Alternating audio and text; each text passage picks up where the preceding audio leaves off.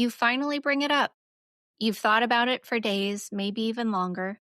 You've replayed the conversation in your head, edited your tone, tried to sound calm, tried to sound fair, and within 2 minutes, it's already going sideways. Your partner gets defensive or distant or weirdly literal. Suddenly, you're not talking about the thing that hurt. You're talking about your tone or your timing, your delivery, and you leave feeling like, how did this fall apart so fast? If that feels painfully familiar, stay with me. Before we keep going, I want to pause for a second.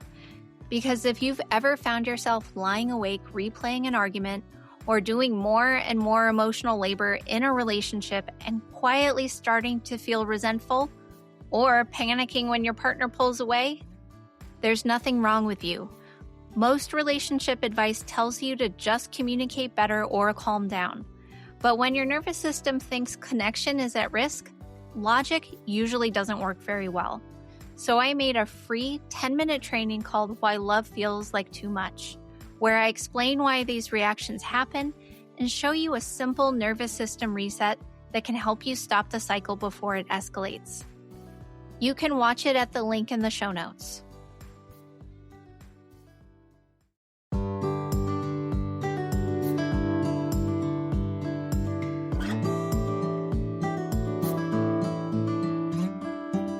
You're listening to Coupled With, the podcast that helps you take the guesswork out of feeling seen, heard, and valued in your relationship. If you've ever felt stuck in the same arguments, struggled to stay connected, or wondered how to better communicate with your partner, you're in the right place. I'm Dr. Rachel Orlick, a couples therapist and coach, and together, we're going to make relationships make sense. Let's dive in.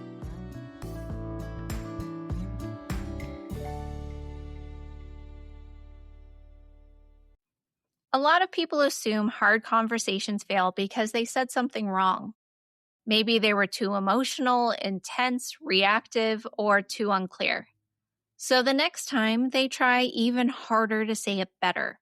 They organize their thoughts, they soften their language, they shave off the messier parts of what they feel and try to present the issue in a calm, reasonable package. Because somewhere underneath all of that effort is a quiet hope. If I say this clearly enough, maybe this time it will actually land. But for a lot of people, that isn't what happens. The conversation still crashes. The other person still shuts down, gets defensive, changes the subject, or starts arguing with the packaging instead of the pain inside it. And that can leave you feeling not just frustrated, but a little crazy. Like maybe what you're asking for is too much, or you really are too emotional. Or maybe the only way to have a productive conversation is to sound almost strangely untouched by the thing you're trying to say. And that's the part I want to sit with today, because a lot of difficult conversations do not fail because you felt too much. They fail for a different reason entirely. And it starts much earlier than people think. A lot of people who struggle with hard conversations are not actually bad communicators. In fact, they're often trying very hard to communicate well. They think carefully, they rehearse, and they try to use the right tone. They even trim their reactions so they don't come in too hot. They tell themselves to be clear and reasonable and direct.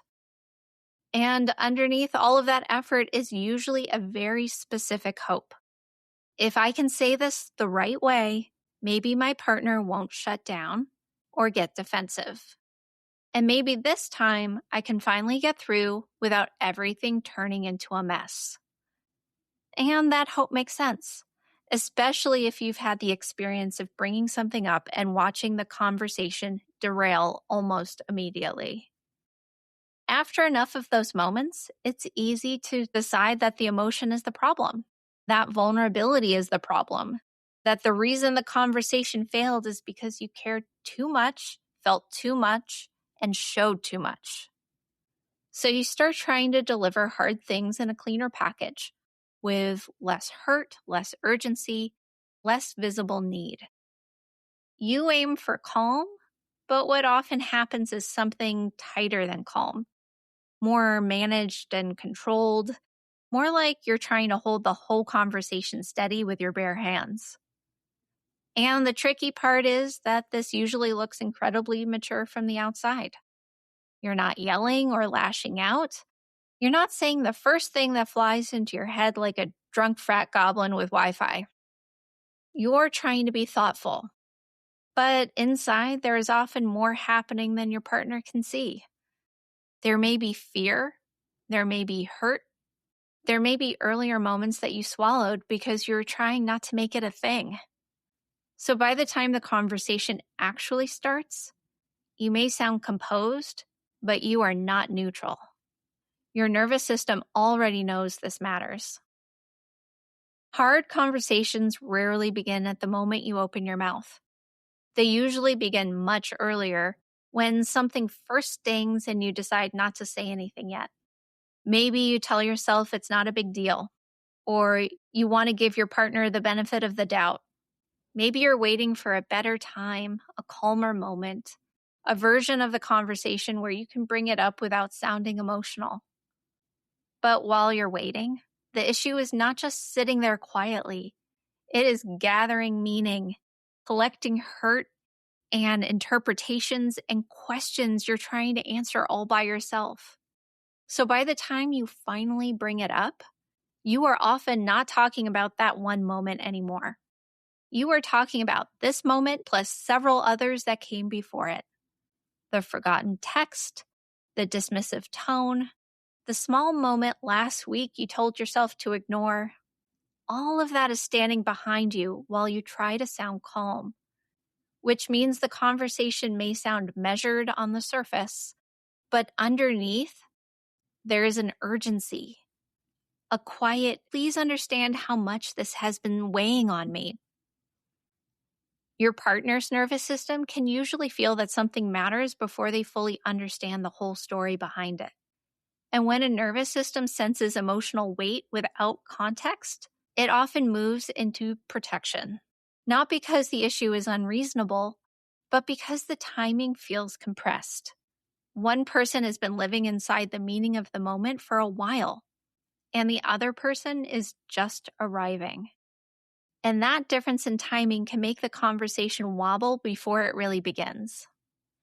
This pattern is something I see constantly with clients. The person bringing up the issue has usually been living with it internally for a while before the conversation ever happens. Their first instinct is to manage it privately. They think about it. They try to interpret it generously. They tell themselves maybe they're overreacting. They give their partner space and wait for a better moment. On the surface, that can look pretty thoughtful, but underneath, the emotional weight of the issue is slowly growing while only one person is carrying it. By the time the conversation finally begins, that person is often walking in with a whole internal narrative attached to it. They have replayed the interaction in their head. They have tried to understand. They have tried to calm themselves down. So when they finally speak, the issue carries a lot of emotional gravity that makes complete sense from only their perspective. But their partner has not traveled that road with them. Their partner is hearing about the issue for the first time, while also trying to understand the emotional intensity that's been attached to it. So the mismatch is not just about content. It's also about timing. While one nervous system is already deep in the meaning of the moment, the other is still figuring out what just happened. And when someone suddenly feels like they're being handed a problem that has clearly been brewing there for a while, there's a lot of pressure. Not because the issue is unreasonable, but because the conversation feels like it arrived halfway through a story they didn't know that they were participating in. All right, so coming back to what we were talking about. Once that emotional backlog exists, something else starts happening inside the conversation itself. The person initiating the conversation often believes their biggest job is to stay controlled. They are trying not to come in too emotional or to sound too needy, and they are trying to make the conversation feel as unoverwhelming as possible for their partner. So they work very hard to sound calm, clear, and reasonable. And on the surface, it seems like that should help. But sometimes that effort actually creates a strange disconnect. The words sound tidy while the emotional pressure underneath them is anything but. I'll see clients say something like, I just want to talk about how we've been feeling disconnected lately. And technically, that's a calm sentence. It's measured, it's adult. It's not yelling or blaming or throwing dishes across the room like a reality show audition. But underneath that sentence, there might be weeks of feeling alone, 2 failed attempts to let it go, and a growing fear that nothing is actually going to change. Their partner might not know any of that context. What they do know is that this conversation is loaded. So even if the words are composed, the nervous system on the other side is already reacting to that emotional weight underneath. And that is often the moment where the initiating partner's original fear gets confirmed. Their partner gets defensive, pulls away, gets distracted by tone, or starts arguing about the details instead of actually responding to the pain. And now the person who brought it up is left thinking, see, this is exactly why I can't be vulnerable with you, which makes so much sense. But the real problem is not the vulnerability itself.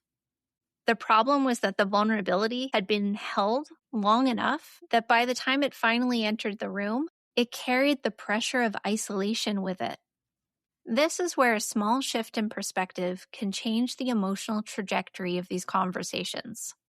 Most people believe the goal of a hard conversation is to get the wording exactly right. They think if they say it clearly enough, calmly enough, logically enough, then their partner will understand. But the thing that often determines whether a conversation lands is so much simpler and much harder at the same time. It's emotional timing. The difference between bringing something up while the experience is still relatively small versus bringing it up after it has been privately carried for a long time is huge. When an issue has been sitting in one person's nervous system for weeks, the conversation inevitably carries a lot of weight. It's sitting in a pressure cooker waiting to explode. So even if the tone is calm and the language is polite, the moment the conversation begins, the other person can feel that something significant happened and that you're on edge. And nervous systems respond to pressure in pretty predictable ways. Sometimes they defend or shut down, and sometimes they focus on details instead of true meaning as a way to cope with the feeling of danger when all the alarm bells are going off. But when those conversations happen earlier, before the emotional backlog gets too heavy, the dynamic often shifts. The issue is still alive, but it's lighter. It carries curiosity instead of accumulated hurt and a narrative that may or may not be true. The conversation may be messier and less polished, but is often easier for both people to stay emotionally present inside of it. And that presence is what actually allows understanding to happen. If you are someone who has worked very hard to make hard conversations go well, this can be a difficult realization because it means the answer is not simply becoming more articulate. It means recognizing that many difficult conversations are already carrying a private history before they're ever shared out loud. When that history gets too heavy, the conversation starts feeling like a collision instead of a meeting. One person is finally trying to let the other into something real, and the other person is just arriving and feeling like that conversation is about to explode. It becomes a problem when that feeling is carried alone for so long that by the time it enters the room, it's already heavy and overpacked. When the issue is shared earlier, while it's still closer to the surface, there is more room for people to actually meet in that space. More room for the curiosity and for understanding context. More room for the nervous system to stay in the conversation instead of bracing against it. And it matters because the real goal of a hard conversation is not perfection. It's helping the truth become shareable enough so both people can be present and work on it together. That's what allows for understanding and making repair possible. And that is why so many conversations fail before they start. Not because you cared too much or not enough, but because the pain had to travel alone for too long before it was finally spoken. If you want the guided version of this work, my private audio series is linked in the show notes. You can start anytime. That's it for today's episode of Coupled With. Thank you so much for spending this time with me. If this episode resonated with you, I'd love for you to hit subscribe so you never miss what's next. And if you found it helpful, please share it with a friend or leave a quick rating and review. It really helps more than you know. And if you're curious about how we might work together or want more resources to strengthen your relationship, head over to my website, www.drrachelorlick.com. You'll find free tools, podcast extras, and ways to go deeper. Thanks again for listening, and I'll see you next time.